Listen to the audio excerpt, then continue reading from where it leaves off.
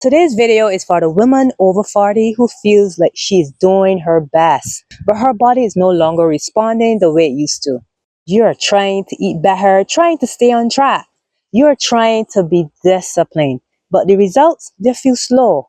And after a while, it starts to mess with you because now it's not just about the weight, it starts to affect your confidence. And every time you see someone else getting results, it is hard not to feel like you are falling behind. That is where many women lose momentum, not because they do not care or not because they're lazy, but because comparison, it turns effort into discouragement. And so in this video, I want to talk about what women over 40 need to stop doing if they want to lose weight and finally keep it off.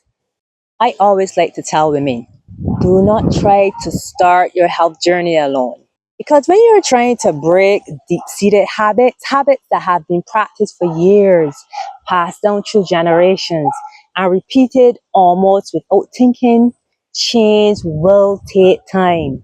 And many times the bigger battle is not just physical, it is mental. It is the battle between what you know you should do, what you want to do, and what feels easiest in the moment. And that is why support matters. That is why community matters. And that is why the people around you matter. But unfortunately, community can turn ugly when it becomes too competitive. Because not all competition is helping you. Sometimes what looks like motivation is actually making your journey harder. So there was a large research done on a 12-week weight loss program called Shape Up Rhode Island. People joined teams and worked together to lose weight. Now, researchers found that people often perform better when surrounded by teammates who share the same goal and positively influence them along the way. And I know you already know that. You don't need a study to confirm those facts. Because when we are around people who are also trying to eat better, stay consistent, and not quit on themselves, it can be powerful. It can make healthy choices feel normal. It can make the journey feel a lot easier. It can help you stay the course when progress feels slow. For many women over 40, that kind of influence is necessary. It's part of what helps them keep going. But not all competition is equal.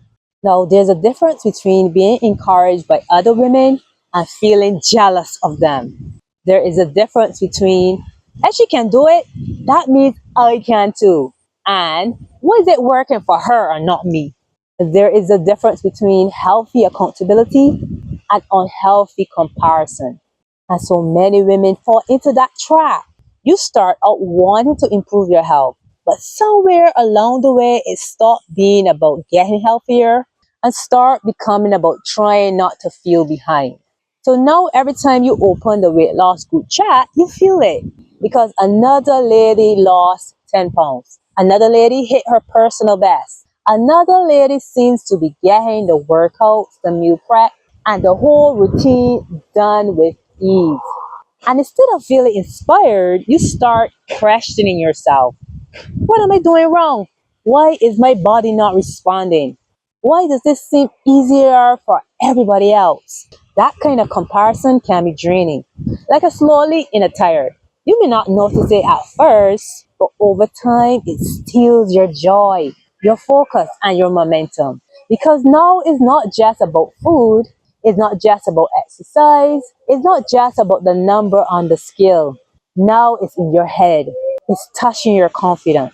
It's making you feel like your effort does not count unless it looks like someone else's results. And that is where things start to break down because unhealthy comparison do not usually help people stay consistent.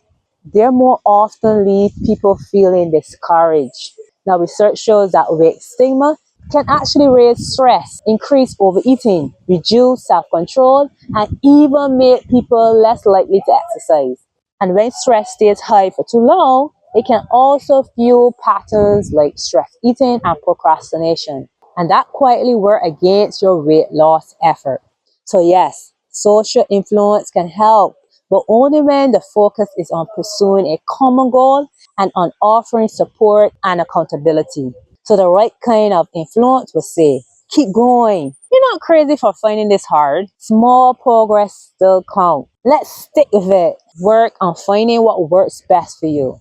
But the wrong kind of influence will sound like, hurry up. You should be further along by now. Look at her. Why aren't you there yet? And that is why I need women over 40 to understand this. Your competition is not other women. Your real competition is the old habits that pull you back. The distractions, the insecurities, the fear, the ego, the lack of discipline. The lie that F is not fast, it is not working. That is the real battle. So let me share this story with you because a few years back, probably a year or two, I had joined a running group because I liked the challenge. I was probably one of the oldest members there. But what I realized, it pushed me to be intentional and not just go through the motion. It also gave me accountability. But there came a point when I had to be honest with myself. I had a lot of other responsibilities and I could no longer keep up with the schedule. And what started as something to push me was beginning to stress me. And because I had built a relationship with the group, it felt like I was abandoning the team by stepping back. So I had to remind myself, stress is one sure way to stifle your progress. And so I had to find another way to move towards my goals without putting my body under unnecessary stress or without trying to keep a pace that no longer fit the season that I was in. And that is the point. I'm saying get around the right kind of influence, the kind that keeps you grounded, keeps you steady, and helps you build a momentum that you can actually sustain. Because when you stop trying to keep up with everybody else, you finally give your body a chance to respond the right way. And for many women over 40, that is when things finally start to shift. So if you really want to make progress with your health, especially after 40, you need a mindset that helps you stay consistent. And I'm not talking about being perfect, because the reality is that most days you're not going to feel like doing stuff. You're not going to feel like getting up to exercise or meal prep. But you have to have a strategy so that you will know how to move forward when those times occur. So the first one I'm going to talk about is showing up before you step up. Because when you're watching others, it's easy to feel like the simple stuff do not count. So you see other women doing a hard workout. You see other women making the fancy meals. And now instead of asking, what can I actually be consistent with? You start asking, what do I need to do to keep up? And this is where the problem starts. Because comparison has a way of making the simple things, those fundamental stuff, seem too small. A walk does not feel like enough. A simple meal does not feel impressive enough.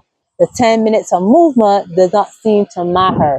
So you skip the small fundamental things to try to pursue the impressive stuff. And that's where you fall behind. Because before you can raise the bar, you need to get the basic right.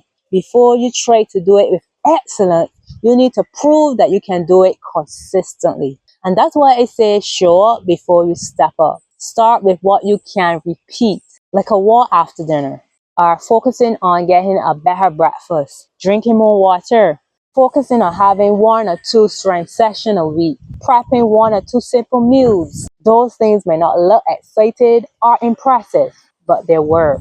Because consistency is what changes you. Consistency is what builds the confidence. Consistency is what gives you momentum. So now let's talk about the other tip. Compare yourself to who you were yesterday and not other people. And I feel this is a big one because comparison makes you blind to your own progress. You can be thinking better, covering better, and showing up more consistently than you were a few months ago, but still miss it simply because you're too busy watching somebody else. So you see her results, her routine, her meals, her body, her speed. And now, without even realizing it, you start measuring your journey by somebody else's timeline. And that is so dangerous. Because the truth is, everybody is different. Everybody's stress load is different. Their history is different. Their hormones, habits, sleep, and the season that they are in, they are all different. So if you keep comparing your start or your middle to somebody else's highlight reel, you will keep overlooking the progress your body is making. That's why I say compare yourself to who you were yesterday and not other people. So start by asking better questions. Not why am I not where she is, but rather something like, am I handling this better than I used to? Am I more aware than I was before? Am I getting back on track faster? Am I making better choices more often? Because these are key signs of progress. Maybe you're not losing weight as fast as you hope, but you are no longer quitting after one bad weekend. Maybe the scale is moving slowly, but your cravings are not as intense. Maybe your body is changing gradually, but you have more awareness and self control. And those things matter. Because sometimes progress is not loud, sometimes it's quiet. Because you might be growing the roots underneath before anything breaks through the surface. And if you're always looking sideways, you will miss what is happening within. So in the end, this is what I want you to stop doing. Using other women as the standard for your progress. Let people inspire you, yes. Let community support you, yes. But do not let comparison steal your confidence, your consistency, or your peace. Your real competition is not her body, is not her routine, or not her results. It is the old patterns that keep pulling you back. So stay in your lane. Learn your body. Honor the season that you're in and focus on becoming more consistent than you were yesterday. Because real progress is not about keeping up, it is about building habits you can actually sustain. And when you do that, you give your body the chance to respond in a healthier, more sustainable way. Now, you have less than 90 days before summer, but this is still enough time to step into a stronger, more energized version of you. So if you're a purpose-driven woman over 40 who's tired of feeling tired and ready for your summer shift, I want you to click the link below and join our upcoming challenge. See you there.